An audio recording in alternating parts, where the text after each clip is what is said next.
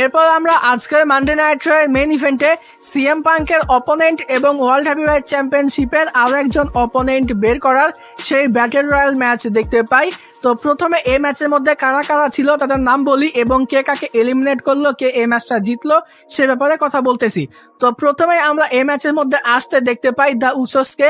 J Uso এবং Jimmy Uso দুজনেই কিন্তু এই ম্যাচের মধ্যে ছিল। এরপরে সেইমাস আসে, সেইমাসের পরে আইভর আসে, আইভরের পরে আমরা কিন্তু ফুল জাজমেন্ট ডেকে দেখতে পাই জেডি ম্যাকডোনা, ফিন বেলার এবং ডমিনিক মিস্টেরিও। এরপরে গ্রেসন ওলার আসে, কফি কিংস্টন আসে। এরপরে আলফা একাডেমির দুইজন ওটিস এবং আকিরা তুজাওয়া দুজনেই কিন্তু এই ম্যাচের মধ্যে ছিল।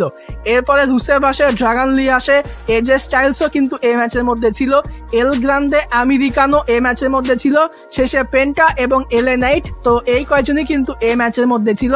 আর এই সুপারস্টার গুলো রিং এর মধ্যে আসার পরে সেখানে কিন্তু সিএম পাঙ্কও আসে। সিএম পাঙ্ক এই ম্যাচ খেলার জন্য আসে না, সিএম পাঙ্ক কিন্তু রিং সাইডে বসেছিল। সে কিন্তু আসলে এই ম্যাচটা দেখতেছিল যে তার অপোনেন্ট কে বের হয়। তো এই ম্যাচটা কিন্তু অফিসিয়ালি স্টার্ট হয়ে যায়। ম্যাচের শুরুতে কিন্তু কে কাকে মারতেছিল এটা কিন্তু বোঝাই যাচ্ছিল না। তো এই ম্যাচের মধ্যে আমরা প্রথম এলিমিনেশন দেখতে পাই রুসেভের কাছ থেকে। রুসেভ কিন্তু অটিস এবং আকিরা তুজাওয়া দুজনকে এলিমিনেট করে। এরপরে ফিন বেলার এবং জেডি ম্যাকডোনা মিলে কিন্তু ড্রাগন লিকে এলিমিনেট করে। ডমিনিক মিস্টেরিও, রুসেভ এবং পেন্টা দুজনকে একসঙ্গে এলিমিনেট করে। দা উসোসও কিন্তু গ্রেসন ওলারকে এলিমিনেট করে। এরপরে দা উসোস এলিমিনেট করে এল গ্রান্দে আমেরিকানোকে। তো এল গ্রান্দে আমেরিকানো সে কিন্তু এই ম্যাচের মধ্যে তার মেটাল প্লেট ব্যবহার করার চেষ্টা করে, সে কিন্তু চিটিং করার চেষ্টা করে, তবে দা উসোস কিন্তু তাকে এলিমিনেট করে দেয়। এরপরে সেইমাস এলিমিনেট করে জেডি ম্যাকডোনা এবং ফিন বেলার দুজনকেই। এরপরে কফি কিংস্টন এসে কিন্তু সেইমাসকে আবার এলিমিনেট করে দেয়, কারণ এখানে জেডি ম্যাকডোনা এবং ফিন বেলার এসে কিন্তু রুসেভের উপরে অ্যাটাক করতে থাকে। আর এটা সুযোগ নিয়ে কফি কিংস্টন কিন্তু সেইমাসকে এলিমিনেট করে দেয়।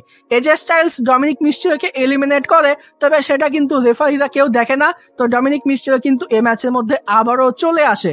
এরপরে এজে স্টাইলস কফি কিংস্টনকে এলিমিনেট করে। তারপরে আমরা একটা ইট এবং ইয়া মোমেন্ট দেখতে পাই। জেউসো যখন এলে নাইটকে মারে তখন সবাই ইট বলতেছিল, আর এলে নাইট যখন জেউসোকে মারে তখন সবাই ইয়া বলতেছিল। তো ইট এবং ইয়া মোমেন্ট কিন্তু আমরা এই ম্যাচের মধ্যে দেখতে পেয়েছি। শেষে গিয়ে জিমি উসো কিন্তু এজে স্টাইলসকে এলিমিনেট করে। জিমি উসো কিন্তু এই ম্যাচের মধ্যে দুইবার জেউসোকে বাঁচিয়েছে।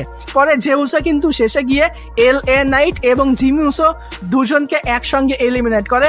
এরপরে জিমি উসো কিন্তু একটু রেগে যায়, জিমি উসো কিন্তু অবাক হয়ে যায় যে ভাই আমি তোমাকে দুইবার বাঁচালাম আর তুমি আমাকে এলিমিনেট করে দিলে। এরপরে শেষে গিয়ে জেউসো ডমিনিক মিস্টেরিওকে এলিমিনেট করে সে কিন্তু এই ব্যাটল রয়্যাল ম্যাচটা জিতে যায়।